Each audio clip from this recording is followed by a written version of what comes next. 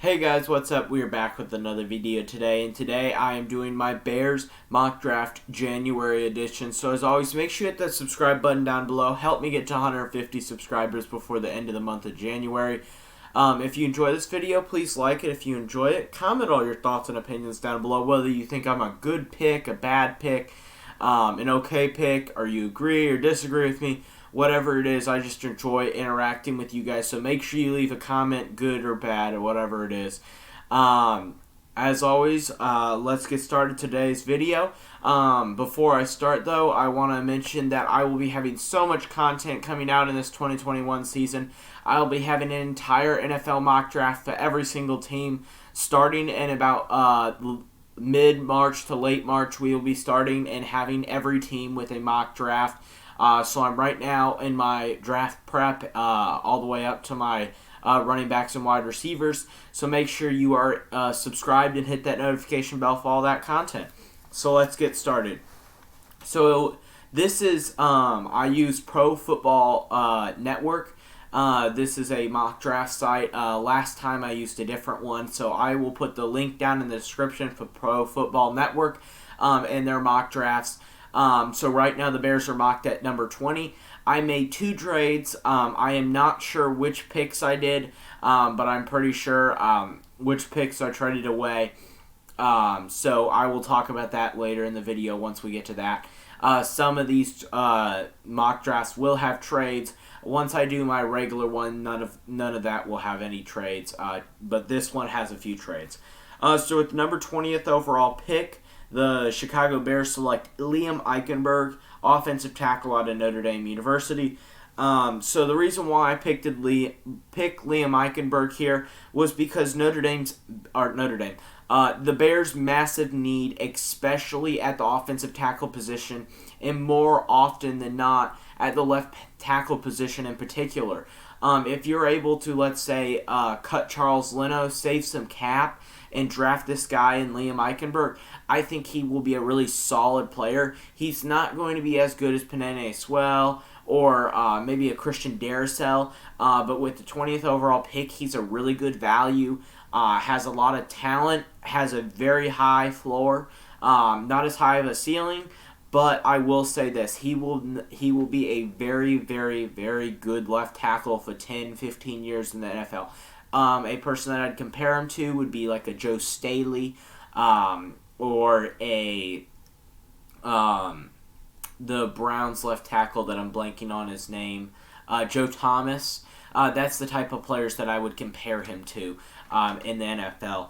Other players that were near his, the players that came right after him was Gregory Rousseau, defensive end out of Miami, Zavon Collins, linebacker out of Tulsa, Jeremiah Owusu-Koramoah, linebacker out of Notre Dame, Rashad Bateman, wide receiver out of Minnesota, Travis Etienne, running back out of Clemson. And the one thing that I'd like to note before I go on to my next draft pick is Jeremiah Owusu-Koramoah and other mock drafts that I've done just for myself. He's gone as high as, I think, number 4, as low as number 26. So it just kind of depends on the type of mock draft, how high he goes. So this was kind of one of his later mock drafts. Usually he goes in the top 15. So that's for that. With the number 52 overall pick, the Bears select Jalen Twyman, defensive tackle out of Pittsburgh University. So the reason why I drafted Jalen Twyman in particular was this. Another kind of cap-saving move. You are able to now either cut Akeem Hicks and put Jalen Twyman there, or you can keep Akeem Hicks and keep Twyman either as a backup or as a rotational player with an injury-riddled Hicks, that whenever Hicks is out, there's a massive, massive flaw in the Bears' run game, and especially with no Eddie Goldman, there's an even bigger spot where the Bears aren't able to play well. Even though Bilal Nichols is a great player, I think that Jalen Twyman would really fit in well, and you could have Eddie Goldman, Akeem Hicks, Bilal Nichols, and Jalen Twyman all rotating snaps. He's not as much of a nose tackle as he is a defensive end. He'll fit really well in a 3-4 type of scheme that either Chuck Pagano runs, or maybe, as a Bears fan, I can hope for Vic Fangio. Maybe he gets fired and the Bears get him back as defensive coordinator. So I think that'll be really interesting. So even though the Bears need a quarterback, that there wasn't many quarterbacks that I liked that were available. Mac Jones was gone, and everybody above him, like Trey Lance, Justin Fields, Zach Wilson, and Trevor Lawrence, were all gone by this point. So the only quarterback that was left was Kyle Trask, and I just don't think that he's as good as I would have hoped. He didn't play well in the bowl game, and that wasn't really his fault with Kyle Pitts being gone. All of his wide receivers, from Trayvon Grimes to Kavion Toney. So a lot of his wide receivers gone. So I'm not going to give him that fault. But he also has played bad in other parts of the season, and I just don't like him as much of a quarterback prospect as I do Zach Wilson or Trey Lance.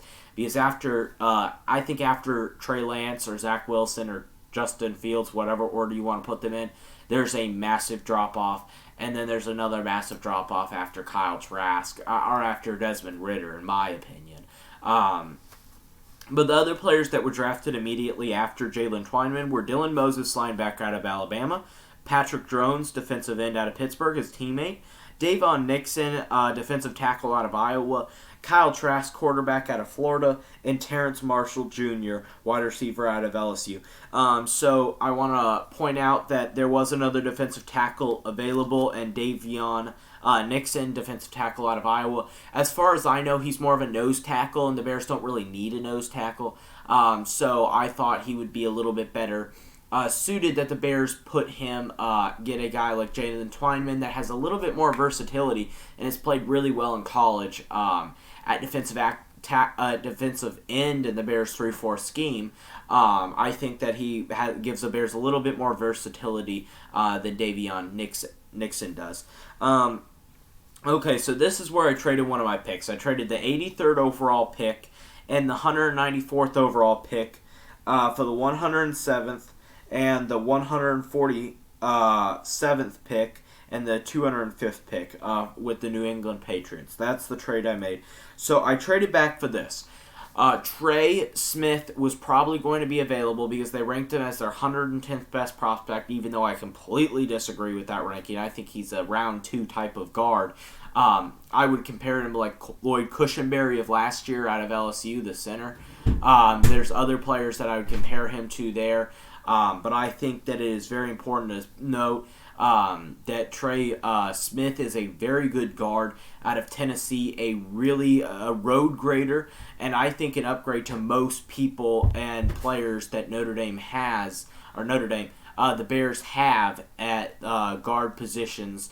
I think that will be a massive upgrade for them at guard position. Or maybe another center position if they don't think Sam Mustipher is the future there.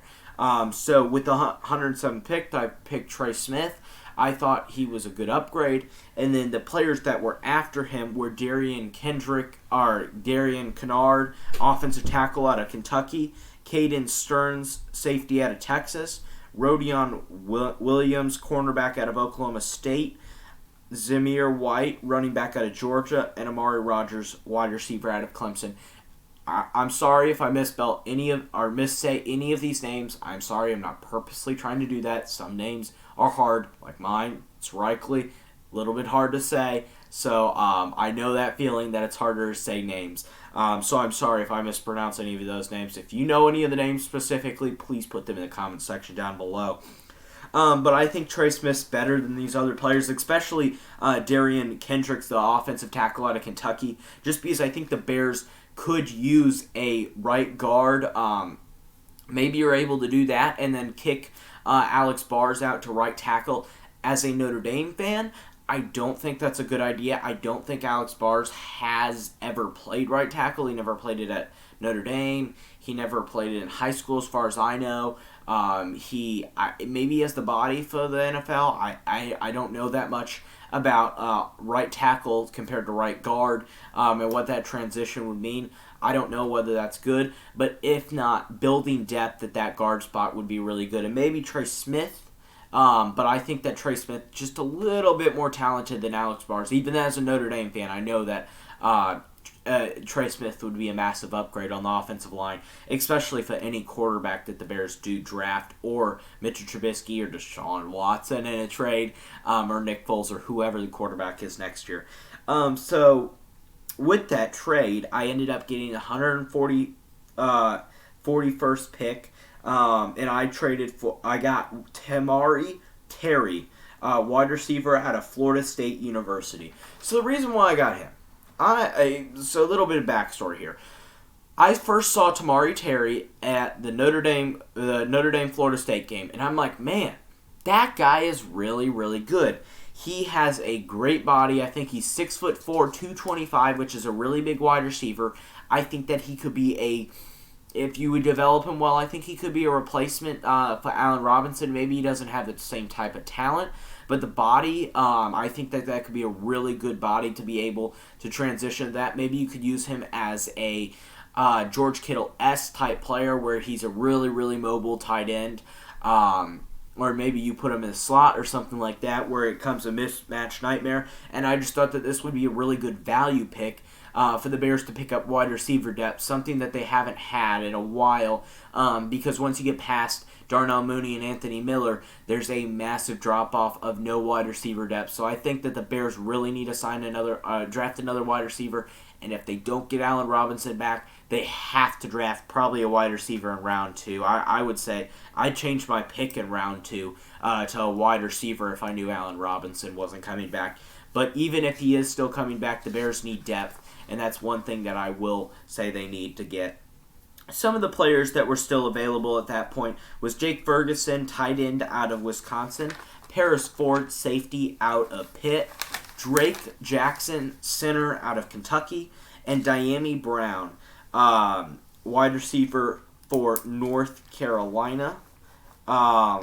So I think that was a good value pick, and I think Tamari Terry will be a good player overall. I think that he will play really well in the NFL, and maybe he could develop some skills. And I think that the Bears have done a really good job in those 5th rounds, finding a lot of gems, and 4th rounds from Tariq Cohen to Eddie Jackson to Darnell Mooney. I really trust the Bears. Even though I don't like Ryan Pace as a GM, I really do trust him in picking the later round guys. Just not first round guys. No trust in him whatsoever with first round guys. With the 156th pick, I drafted Jamie Newman, quarterback out of Georgia. So I didn't draft quarterback, I don't think last. I drafted Ian Book last video with one of my 6th round picks. And I'm like, man, Ian Book, after he lost those 2 games to Clemson and Alabama, I'm like, as an NFL type of scouting profile, he really went down. His mobility wasn't there.